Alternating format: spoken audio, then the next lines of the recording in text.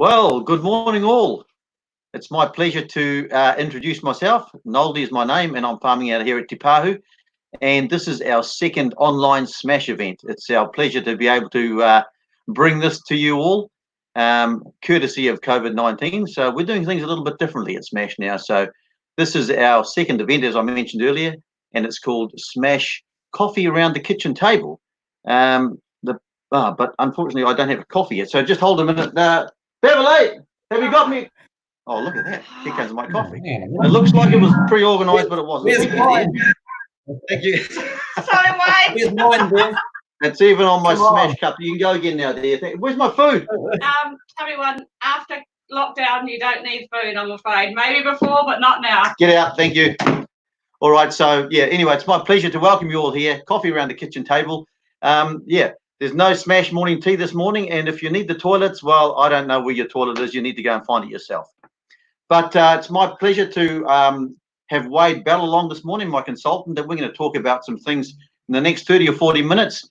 We're going to discuss things that are sort of happening on the farm in the next month or two, like cow condition, feed supply, feed availability, some of the inputs we're putting in, and just the ramifications around having a dry summer behind us and what might be ahead of us in the season to come.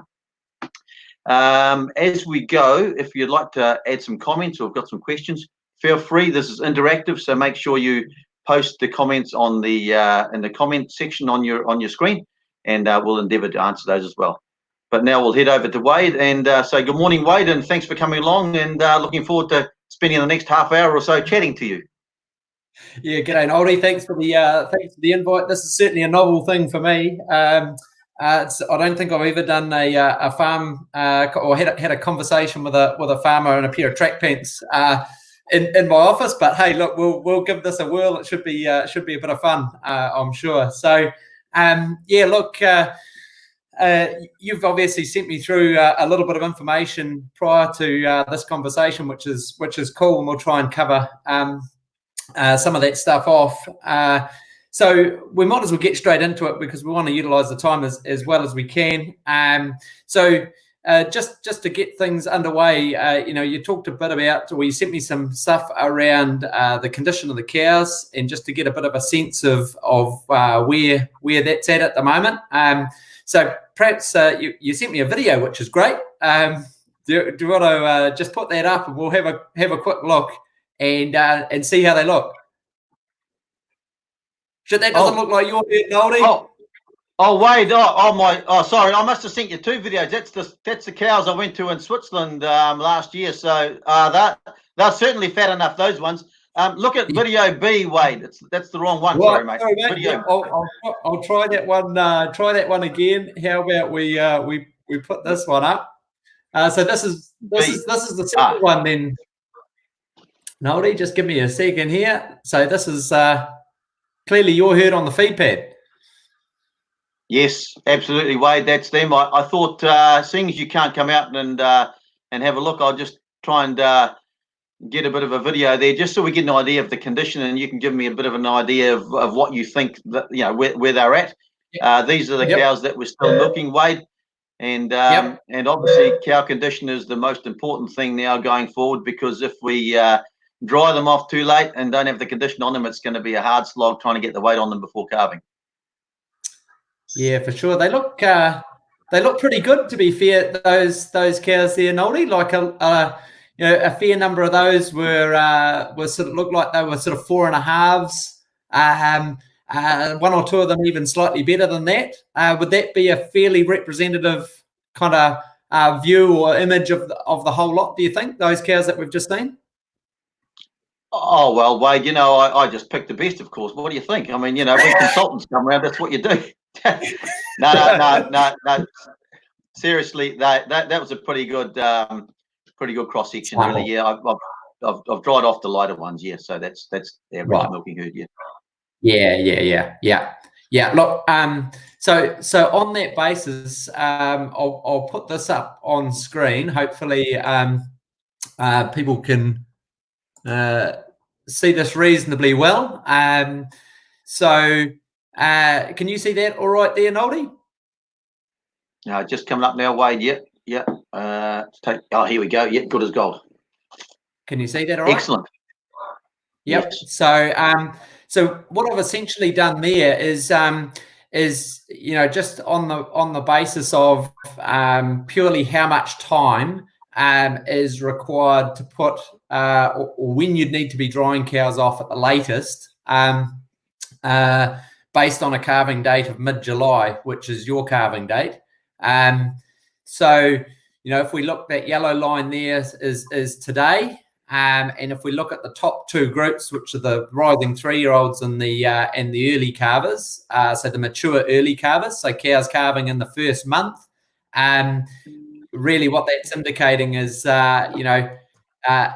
if you've got mature cows there at the moment in that milking mob that are at condition score 4, obviously or lower, then they should be dried off. So if you were to look in that mob that you just had on the feed pad there, for example, anything that's at a 4, based on time alone, to put that condition on, is going to really fall into that, drying those cows off. And obviously anything under 4.5 for your rising 3-year-olds. Does that kind of make sense, Noldy? Yeah, absolutely. Yeah, no, that's good, Wade. And I guess it depends on when they calve as well. I mean, should I go through them and the later calvers can go a bit longer because they've got more time, or how do I handle that? Yeah, definitely. Yep. So the bottom line there, the ones in black, can obviously be milked on quite a bit later. So those are cows that are calving after the first month. So they can go out. They can obviously, obviously if there's the feed available, which we'll touch on that a little bit later, but they can certainly be milked on longer if feed supply is available. So you're really, you're getting out to later in May for cows that are 4 or over before you have to start considering drying those cows off. Mm-hmm. Yeah. So I think for you, Noldy, I don't know. We'll touch on. You talked at the start a little bit about you might have used a bit more feed, perhaps through the summer. Cows might have been pushed a little bit harder, have they? I'm not too sure. Or you might have used a bit more feed than you normally would. Would that be fair? Yeah, we certainly have used a lot more of the maize that we'd like to carry through for next season. So stocks aren't quite what they need to be, but we have got some palm kernel on order to cover that as well, and a few other options that we'll talk about later on. But yeah, certainly the feed's been tight from the lack of rainfall, and it's probably affected a lot of people's lactation length this season. For us as well, we've dried quite a number off already, which is unusual for us. Yeah. Okay. Yeah. Yep.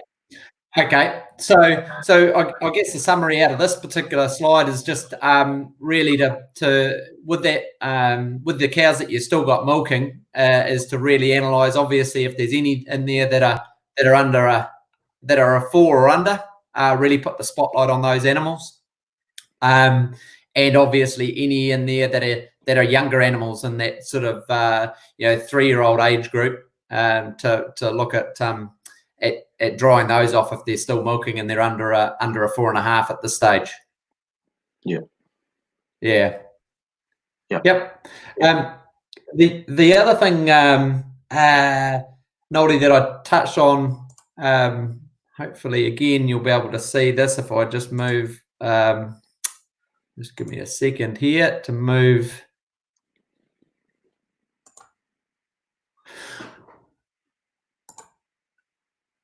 Hopefully this comes up all right. Yeah. Can you see that all right? Yeah. Noldy, Yeah. Or is that? Yeah. No, I've got that. Is this about the energy required for dry cows? Is that what we're talking about here, Wade? Yeah. So I just looked at those, because obviously you've got some cows dry now. How many cows have you got dry and milking at the moment? Yeah, look, we're down to about 55% milking, so we've only got about 110 odd milking, and there's the balance are dry, and the heifers have just come home. So, yeah, as I said before, we normally try and milk as much as we can right to the end of May. But the year being the year, and on cow condition, we took the lighter ones out and we culled our cows as well. So yep. So yeah, I just did this quickly for you, Noldy, in terms of just what those dry cows do require, and I just based it on the assumption of gaining half a score in a month, which is a fairly reasonable rate of condition score gain, to be honest. But you do feed quite a bit of input to get that gain, don't you? Yes, we do, and it's the type of feed we feed as well. Like the maize and the palm kernel tend to be good for putting on condition this time of the year. So yep. So I suppose the thing that always surprises me around this is it does take quite a bit of feed to put weight on cows and put weight on quickly, albeit your cows are in pretty good condition there by the lots.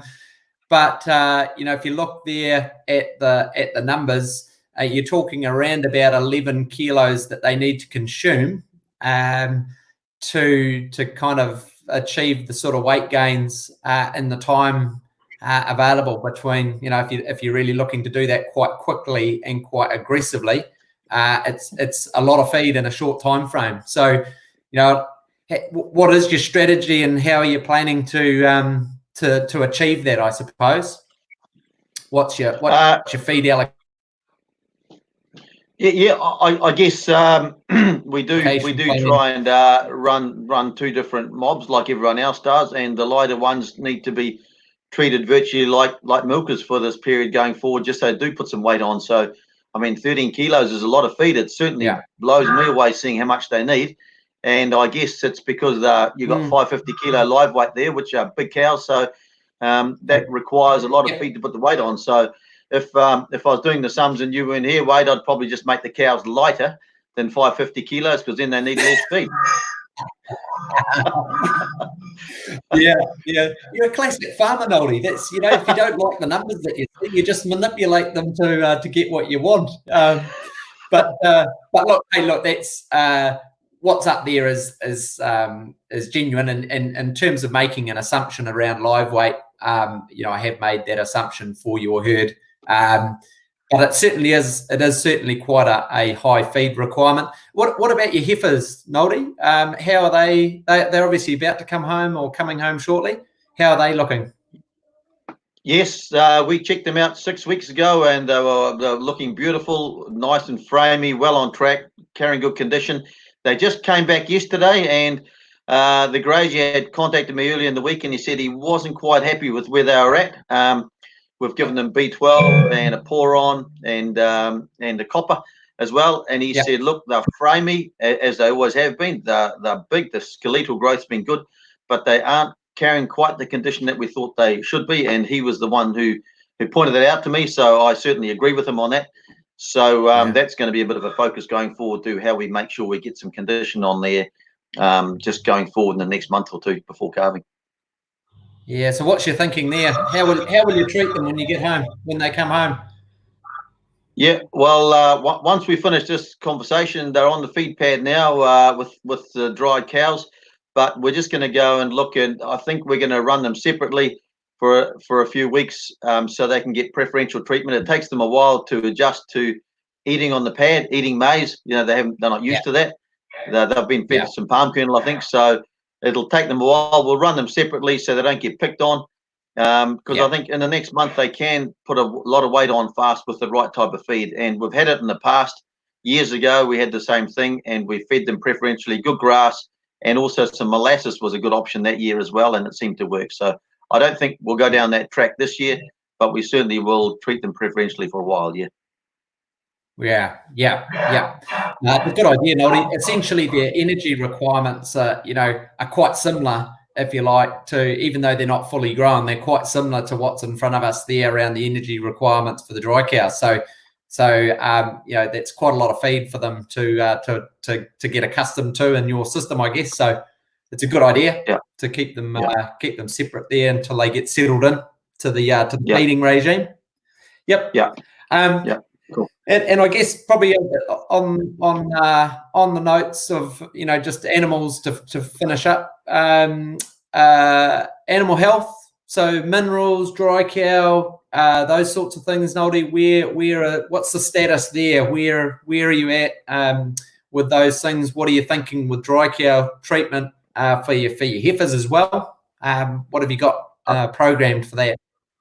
Okay, yeah, okay. So it's a little bit tricky now because we will teat seal the heifers in a few weeks, end of May. So it's good to run them with cows because then you can put them through the dairy sort of a few times a week and get them used to it. So if they're on their own, that won't be quite as easy running on their own, but we can still make that happen. But teat sealing is definite. We've done it for years, and we certainly wouldn't want to not do that with the R2s. They always come in with no mastitis if they've been teat sealed. So we've had good success with that. As I say, they've had their pour on and a copper jab and a B12 and selenium. And for the cows, we do liver biopsies on the culls. We've had the results came back the other day, and they're actually all within the range, which is good. Generally, we give them a B12 and a selenium once they're drying off, and usually prior to calving again, definitely a selenium. So we'll probably do that just once this winter. The copper levels are good owing to the palm kernel I've been getting, and all the other levels are okay. But I think the liver biopsies through those cull cows has been a real good option for us in the past because that tends to be more accurate than a blood test, to be fair. Yeah. So you're working fairly closely with your vet on that one in terms of the recommendations for that? Yeah, absolutely. Because I think no matter how much feed you've got, if the minerals are imbalanced, then they can't produce or reproduce as we want them to in the coming season. So I think that's an easy one to get right because we just got to check and then fix it. So vets are certainly handy there. Yeah. No, that's cool. Hey, look, we'll keep moving. But before we do, we'll just quickly check to see if there's any questions that are popped up. I've just been sort of tracking those a little bit. I see there that someone spotted a few cows that were on body condition score 4, Noldy, in the video. So, and I think that's probably pretty fair. There were some animals in there that were at a condition score 4. So, those will be the ones, no doubt, you need to put under the spotlight. With in the coming week or two, looking at that table that we put up. I think you'll find, Wade. I think you'll find they'll be the ones that are late calvers. Yep. Of course they are, Noldy. Yeah. Absolutely. But that's a good comment. We will get onto that in the next hour. You're going to check that, Noldy. You got to check if they're late calvers. Yeah, of course. Another question that's popped up there, Noldy. Are you still providing zinc at the moment? Yes, we have been. Reason being, we've been caught before in May, believe it or not, with high spore counts. So we've been going all the way through. We're only going at an average, sort of light to average rate. So we are still going with zinc, yes, but that will stop in a week or two. But at this stage, we certainly are because I don't want to blow it now. Yeah. Do you measure spore counts? Out of curiosity? We usually not this year, but in the past years, we've always taken samples to the vets. We've been part of we've taken it to the vets and they've put it on their weekly spore count list. So, but not this year because of this COVID thing again. So we think prevention's better than cure. So we keep on dosing it. And when you look at the mushrooms around, there are a lot of mushrooms around, and that could be a sign. And it has been warm, and there's been some moisture. So yeah. Yep. No, that's good. One of the other questions that came up there about how much feed you use per cow each season. We'll cover now as we move on into the feed sort of zone, if you like. So I'll try and bring this up again. Hopefully we can bring that back up. I'll try to get this back into a larger. Is that sort of easy enough to see there, Noldy? That's good. Yeah, feed plan, feed on hand. Yep. No, that's good. That's good, Wade. Yeah. Okay. Yep. Okay. Do you want to just because I'm also conscious that people are tuned in. Do you perhaps want to just provide a little bit of a summary of your overall sort of farm system, just in a few sentences? Oh, okay. Yeah, right, Wade. Yeah, okay. So So we've been stocked at generally around 4 to the hectare. We're going to be a little bit less next year. We're dropping down for a number of reasons, which we can talk about another day, down to about 3.8 is what we're looking at now. We try and have as long a lactation as possible, around 290 days. This year it's going to be less because the culls have gone earlier and we've already dried quite a number of cows off. We bring in maize and palm kernel as needed. Maize usually around excuse me, a ton of cow or so, and around that, like a couple of 100 ton of maize, and palm kernel, around 150 kilos or so, or 150 ton or so, which is about 750 a cow. So that's sort of the feed we bring in. We also look at a bit of grazing off generally in the winter time if we can, as another form of supplementary feed. Usually the heifers out longer if we can, and sometimes we send a few cows off as well. That's probably pretty much all we need to know at this stage. Is that correct? So it's fairly intensive sort of system, Noldy, isn't it, in terms of a good summary?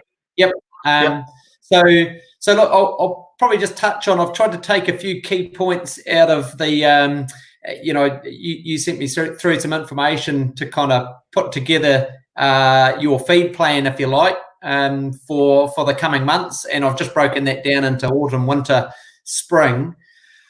Obviously you've got some feed on hand there, which is your 50 ton of palm and 190 ton of maize. To pick out some of the key points of what I've put up there, there's a lot of supplement that's going to need to go in. I've got 250 kilos per cow of supplement to try and hit that, a target cover of 2,200. Now, before we go any further with that, I should share with everybody, there's a couple of photos that you've provided to sort of give us an indication as to what cows are going into. So let me just try and move this for the benefit of others. So do you want to describe there, Noldy, what cows are we looking at, and what's the, let's see if I can make that just a little bit bigger. This is really a bit big. Here we go. What are those cows, and what's your assessment of the cover that they're going into there at the moment? Okay, Wade. So in the last month or so, the covers obviously shot up a heck of a lot, which was really, really good compared to what we were at. These are the dry cows that have been dry for a month. So they're the lighter ones. They've just been let off the feed pad. They've been eating maize for a couple of hours, pretty much as they can eat, and then out getting their allocation of grass. Now, we estimate they're getting about 5 or 6 kilos of grass here. The cover there is around 3,000. I haven't measured it, but it'll be around 3,000 or possibly just under. And there's 5 or 6 kilos of that, and around 8 to 10 of maize sort of thing is what we're banked on getting at the moment. That's what we're trying to get into them anyway. Yeah, right. Okay, so that's getting up those levels that we were talking about in the required feed we were talking about earlier. So it looks like you're on track there. I did have a second photo. It might be the same group, Noldy, but I'll just put it up. Are we looking at anything different there with that group, or is that just another angle? No, just another angle. I was a bit camera happy that day, so just took a few photos there. New technology. If you keep going, Wade, there might be a selfie of me shortly too. So.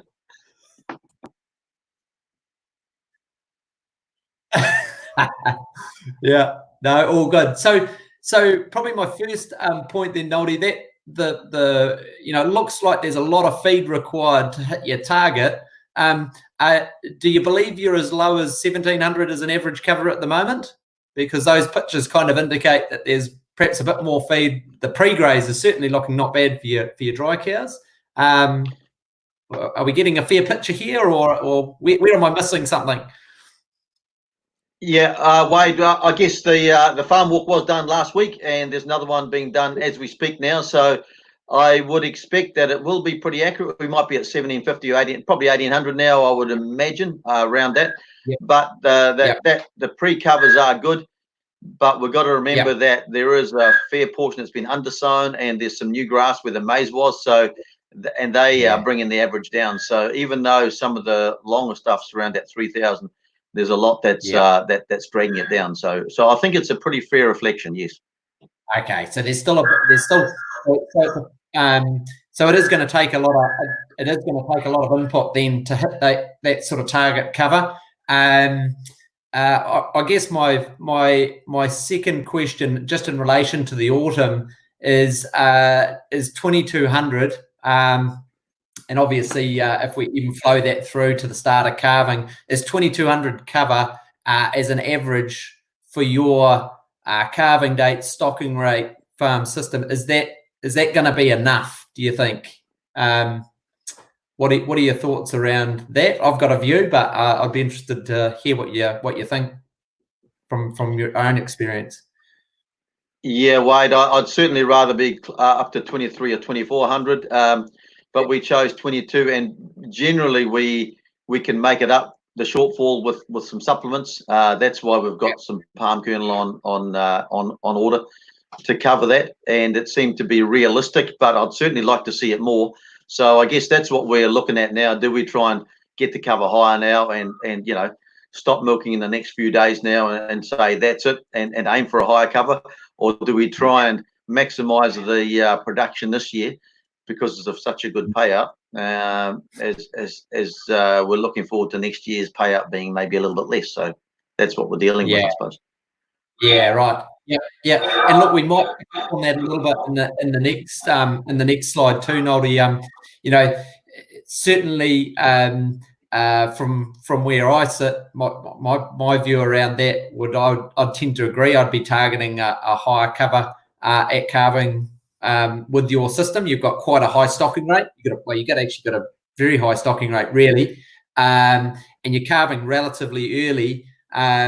So the risk of going in too low is puts quite a heavy reliance on imported feed when you've already got quite a hefty reliance, and then just working out where that's going to come from. In your case, you've certainly got reasonable reserves on hand, but we don't want to be putting any more reliance on that imported feed than necessary in the spring, really. So I'd tend to agree. I'd tend to be thinking 23, 24 might be more like where you may want to pitch that, which is obviously going to either mean that dry off date might need to be reviewed, and that might tie into that cow condition table that I put up as well.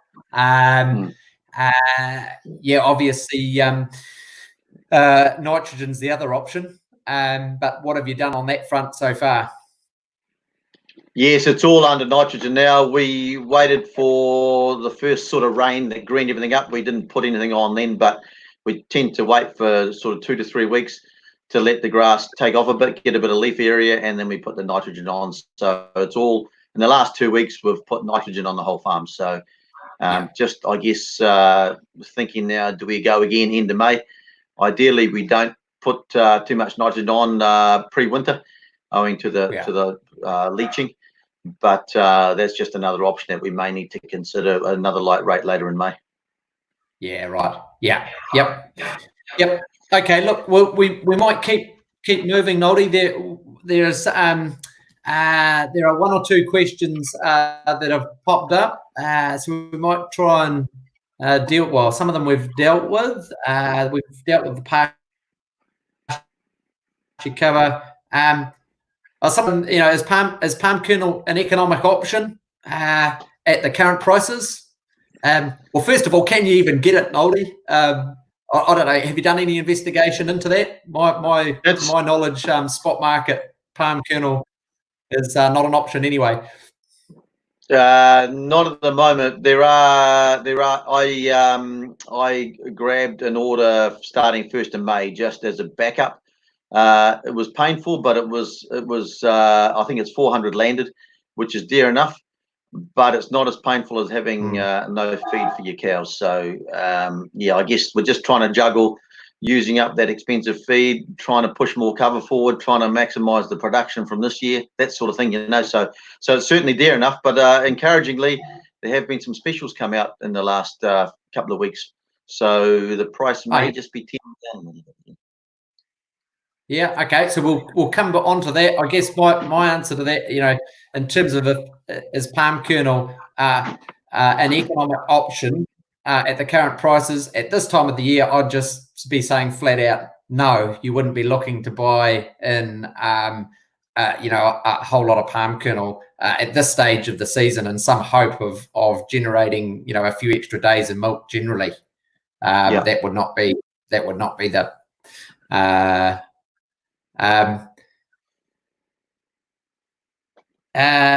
someone here said, does being on once a day for the whole season change the conversation around milking on or drying off? I'll probably just try and quickly cover that.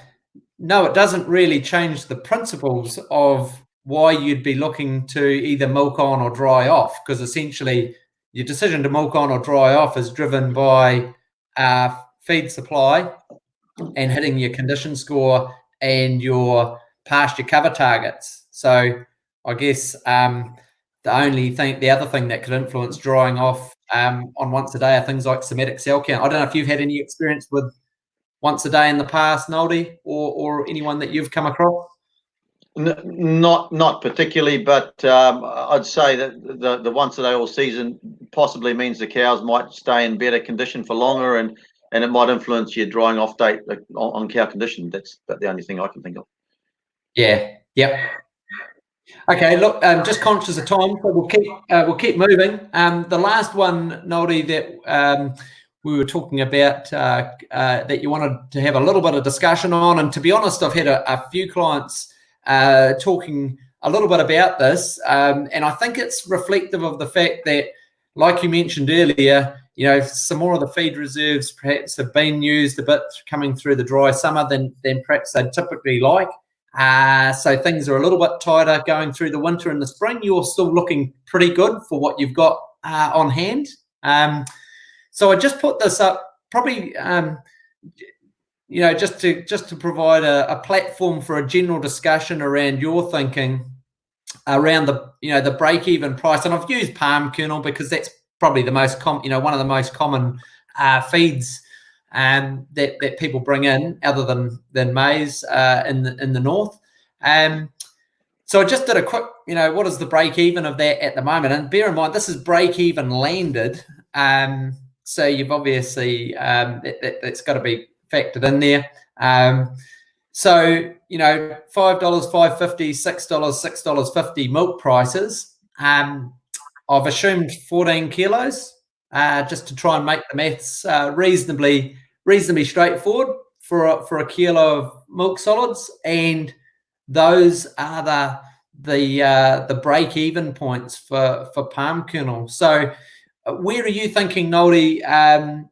You know, you'll have some views, no doubt, around where payouts might be heading based on what you see and talk to and read from others. But you're also reliant, obviously, quite heavily on some inputs. Not all of those will be committed yet. Where are you at with your thinking around buying feed next year, contracting feed for next year? Yeah, well, maize, the palm kernel for us is flexible. We do vary the amounts. The maize is sort of the backbone of what we feed, and that tends to be a little bit more consistent in price, which is good. So yeah, I guess I haven't read enough about the payout for next year that makes me smile. So I'm still just looking for more reading material to find something that does make me smile, but I haven't found it yet. So I am concerned about the lower payout and the cost of feed. And this information that you've put up here is really interesting, and makes me think, you know, we really did maximize the grass that we grow, because that's our cheapest feed, and think very carefully about our inputs and how much we might need, and make sure it's all justified, especially if the payout is down around between $5.50 and $6.50 somewhere, which it could well be. Yeah, Yeah. So what are the indications that you've been provided so far for contracting feed? The PK is, I mean, it's anybody's guess. As I said, the trend has been a little bit down, but all indications are it's not going to come down to the levels that we enjoyed a few years back. So, and I think maize, as I said, is more consistent. Generally, it should stick around the general sort of price that we usually pay. So the returns are easier to get on that. So we'll make sure that we do have plenty of maize contracted, and the PK will just try and jump in at the right time and get a contract when we need to. Yeah.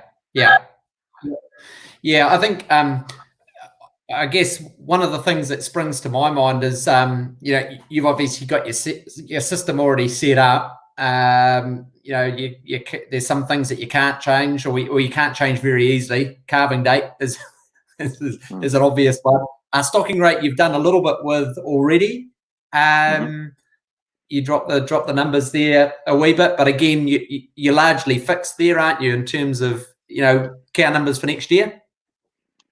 Pretty much, yeah. But we have dropped back 10%, which is going to make a difference. So yeah, 10% or so. So that will make a difference.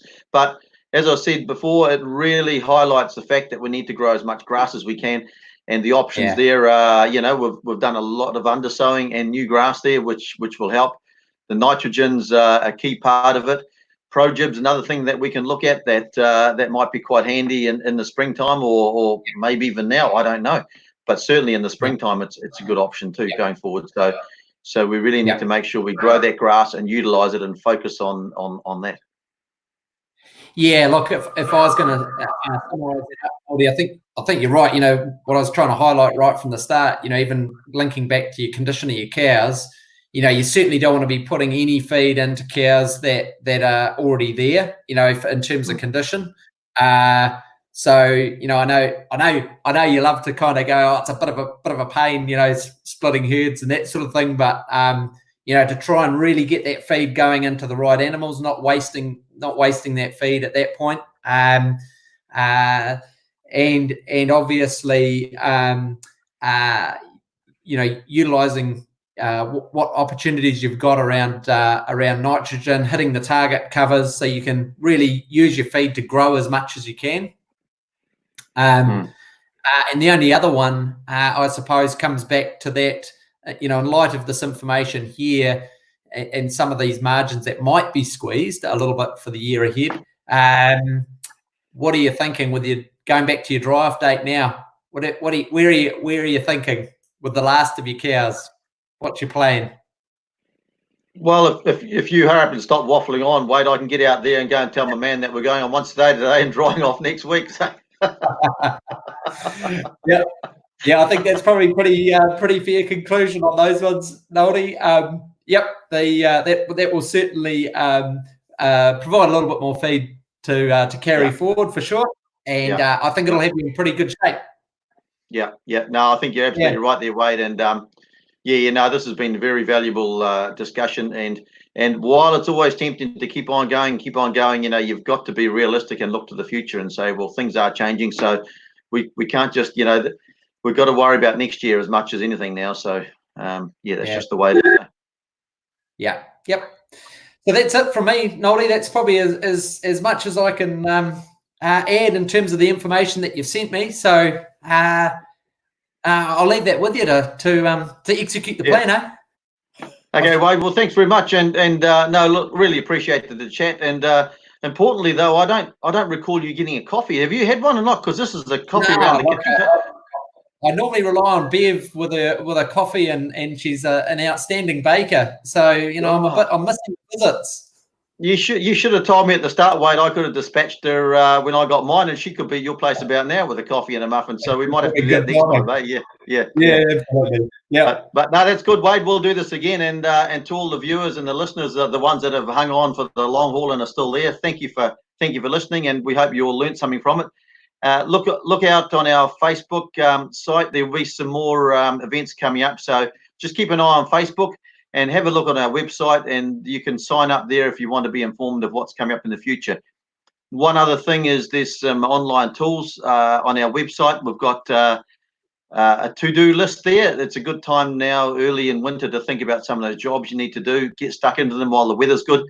There's a bit of a list there we've compiled that's adaptable for your own use. So have a look at that and see if it might be worth downloading and scribbling on for your own. But I know from my own experience that you sort of get into early winter and you kick back and think I'll get onto those jobs a bit later, and then suddenly you're out of time. So the sooner you get them written down and start ticking them off, the better for all. And you will have a bit more time this year because there's no field days to attend to this year, and there's certainly no Smash conference either, which is a bit of a shame. But there will be some opportunity, as I said earlier, to tune in again for some more online events. So once again, thank you, Wade. Thank you for joining us, and we wish you all a pleasant day.